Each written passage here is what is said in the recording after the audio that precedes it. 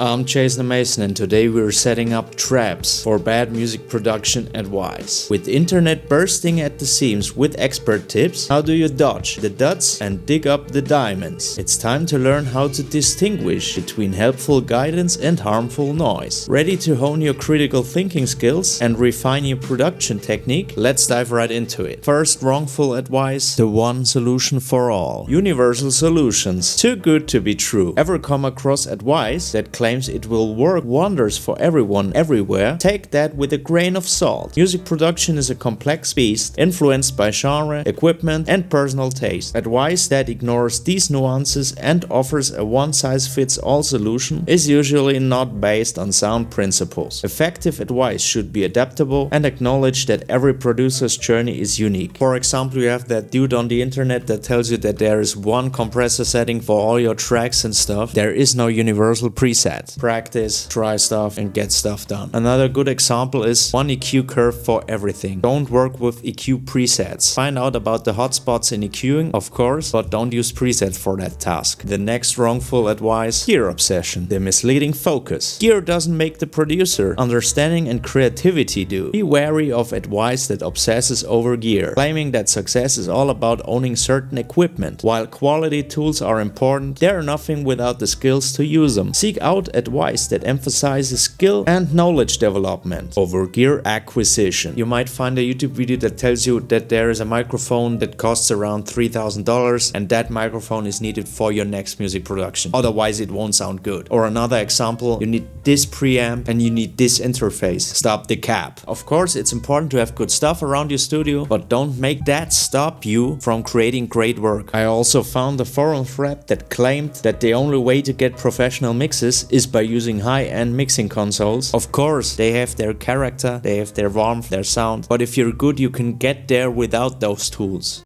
Next one, quick fixes and miracle cures. Shortcut to success? If only it were that simple. True mastery of music production is a marathon, not a sprint. Advice that promises quick, easy results usually skips over the essential hard work and learning required to truly excel. True progress comes from dedication and ongoing practice, not overnight hacks. All the people on YouTube might tell you that there is this hack and that hack, but in the end, you need practice. Practice, practice, practice. And please don't fall for the courses. Here and there might be a music producer or influencer who is selling some kind of course, and in the ad for that course he is telling you that he is teaching you that one thing that's missing in your music career. But let me tell you that. Don't watch mindset videos. Practice, get better, and find out how to do what to do in the process. The next one, the complication trap. Complexity for the sake of complexity is a red flag. Good advice should make the complex understandable, not drown you in the technical jargon. If an explanation leaves you more confused than enlightened, it's likely not very practical. Trust advice that simplifies concepts and makes them accessible, not those that wrap simple ideas in complicated packages. Why make everything complex when you can get it done easy and straightforward? You're watching a tutorial and it's 15 minutes long, and after that you're thinking like, wow, I've learned nothing. Try to find the right information in the right medium and sort out the guys that are delivering the wrong information for you. On YouTube, on Twitch. Try to find a straightforward, simple tutorial. Long story short, don't spend too much time on idiots. Next one, ignoring the fundamentals. Any advice that glosses over the basics is suspect. The fundamentals of music production are crucial and include concepts like signal flow, gain staging, and foundational mixing techniques. Guidance that skips these essentials or downplays their importance might lead you astray. Always value advice that reinforces the basics while building towards more advanced techniques. You can't learn mastering before mixing. And how do you learn mixing? With the basics. We don't need to reinvent the wheel. So if you're watching tutorials and that dude is missing some of the important stuff, or he's telling you that it's not important, for example some basic EQing knowledge, that is a big problem. Try to learn the fundamentals of music production first and then go into the advanced techniques. Buy a book on Amazon, visit a studio and book some kind of one-on-one consulting. Try to learn from the pros, not from the amateurs. amateurs. Another bad advice is the reliance on post-production as a fix-it-all. Beware of advice that treats the mixing and mastering stages as a cure-all for problems that should have been addressed during recording. A well-crafted mix begins with good source material. Over-reliance on post-production to fix recording issues can result in a lifeless, over-processed track. You might find this kind of knowledge more on YouTube. Some younger dudes are telling you to focus more on the post-production because you have some tools like Auto-Tune, you have that compressor. But let me tell you, focus on the recording and make stuff sound good in the beginning, so with the post-production it might even sound much better. That's it. One last but not less important point: discounting genre-specific nuances. Music production varies significantly across genres. Advice that fails to adjust for genre-specific techniques can be misleading. For example, mixing a rock album differs greatly from mixing electronic dance music. Good advice understands and incorporates these differences, offering tailored strategies that respect the genre's characteristics. And that's also the reason why there are producers that only produce rock music or only produce EDM or stuff. Every genre has its own kind of sound, and you need to treat every genre different in the production, may it be EQing or saturation or even dynamics. So find yourself one genre and go all in. You don't need to produce this genre for your whole lifetime, but in the beginning, go all in on one genre. Me myself, I've started with rock and now I'm doing hip hop. And there you have it. If you found this guide useful, don't forget to hit that like button, subscribe for more pro tips, and share your own experience in the YouTube comments. Until next time, keep learning, keep tweaking, and make every session count. However, until next time.